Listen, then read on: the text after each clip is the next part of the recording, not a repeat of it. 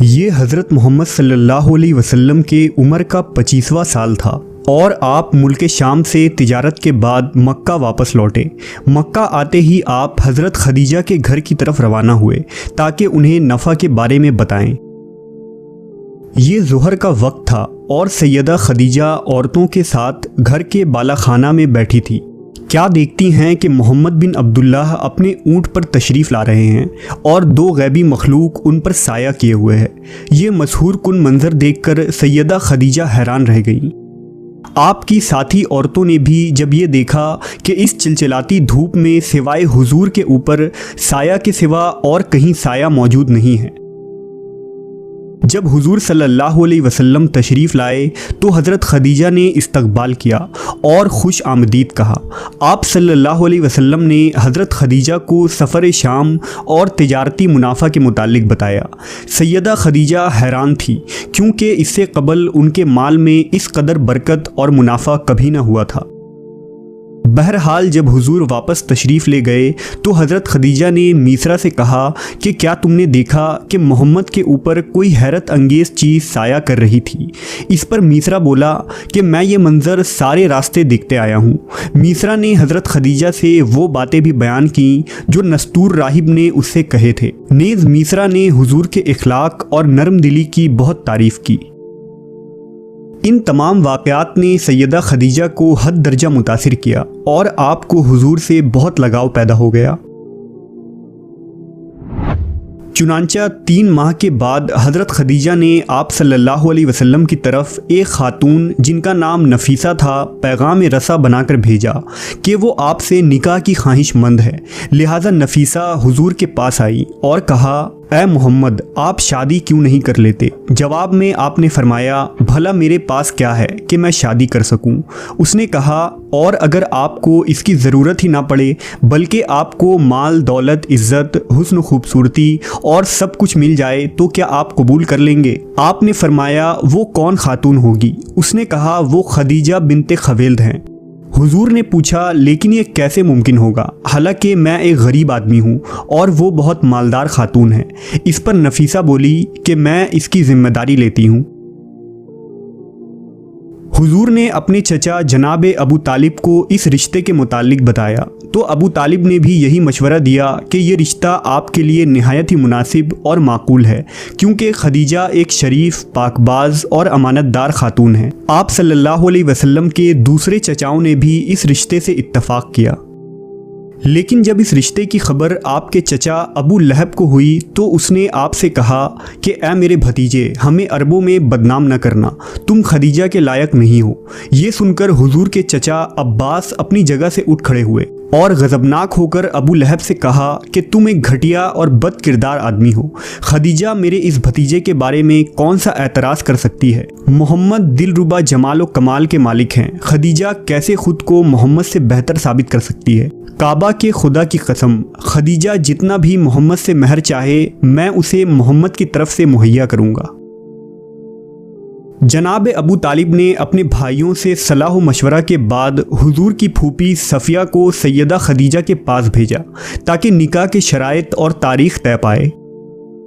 सफ़िया हज़रत खदीजा के घर गईं तो हज़रत खदीजा ने आपको इस्तकबाल किया और फरमाया कि मैं मोहम्मद की अज़मत व शख्सियत से वाकिफ़ हूँ और उनके साथ ज़िंदगी गुजारने को अपने लिए सादत और अजीम फ़ख्र समझती हूँ। यहाँ तक कि मैं उनका महर भी खुद अपने माल से अदा करूँगी। इस पर सफ़िया ने कहा कि ए खदीजा, आपको मोहम्मद को पसंद करना हक बजानिब है क्योंकि अभी तक किसी आँख ने मोहम्मद के महबूब चेहरे की तरह किसी नूर को नहीं देखा और किसी कान ने उनके बातों से मीठे कलाम को नहीं सुना है। बहरहाल निकाह के शराइत और तारीख़ के मुतालिक गुफ्तगू हुई और रिश्ते की मंजूरी के बाद तारीख़ तय पाया। लिहाजा मुकर्रर करदा तारीख़ को हज़रत अबू तालिब, आपके दूसरे चचा और बनु हाशिम के कुछ क़राबतदार हज़रत खदीजा के घर तशरीफ़ ले गए। इस तकरीब में हज़रत खदीजा की तरफ से आपके चचा अम्र बिन असद मौजूद थे क्योंकि हज़रत खदीजा के वालिद वफ़ात पा चुके थे। इस मौके पर दोनों ख़ानदान के बुज़ुर्ग जमा थे और जनाब अबू तालिब ने खुतबा निकाह पढ़ाया जो कुछ यूँ था, उस खुदा का शुक्र है कि जिसने हमें इब्राहीम की ज़ुर्रियत, इस्माइल के समर, माद की नस्ल मुबारक की यादगार करार दिया और हमें बैतुल्लाह का पासदार और निगहबान बनाया। मेरा भतीजा मोहम्मद बिन अब्दुल्लाह जो आपके सामने है, जिनका हम पल्ला कोई नहीं है, ये शर्फ और नजाबत में सब पर सबकत रखते हैं और अक्लमंदी और फजीलत में अरब कौम उनके सामने सरे तस्लीम खम करती हैं। इस कदर जहानत रखने के बावजूद मोहम्मद माले दुनिया की ख्वाहिश नहीं रखते। बिलाशुबा इस दुनिया के ज़र ज़ेवर हमेशा रहने वाली चीज़ें नहीं हैं। बहरहाल वो आपकी साहबजादी खदीजा बिनते खवेल के साथ निकाह का ख्वाहा है और हक के महर 500 सोने के दिरहम करार दिया जाता है। सैयदा खदीजा के चचा अम्र ने खुशी और मुसर्रत से कहा कि ए कुरैश, गवाह रहो कि मैंने खदीजा बिनते खवेल को मोहम्मद बिन अब्दुल्लाह के साथ अज़दवाज कर दिया है। ये खुतबा इस कदर बेहतरीन और जामे था कि बाद में ये अरबी अदब का हिस्सा बन गया। खुतबा निकाह के बाद हज़रत खदीजा ने कहा कि मैं मोहम्मद की जानिब से उनकी महर भी अपने ही ज़िम्मा लेती हूँ।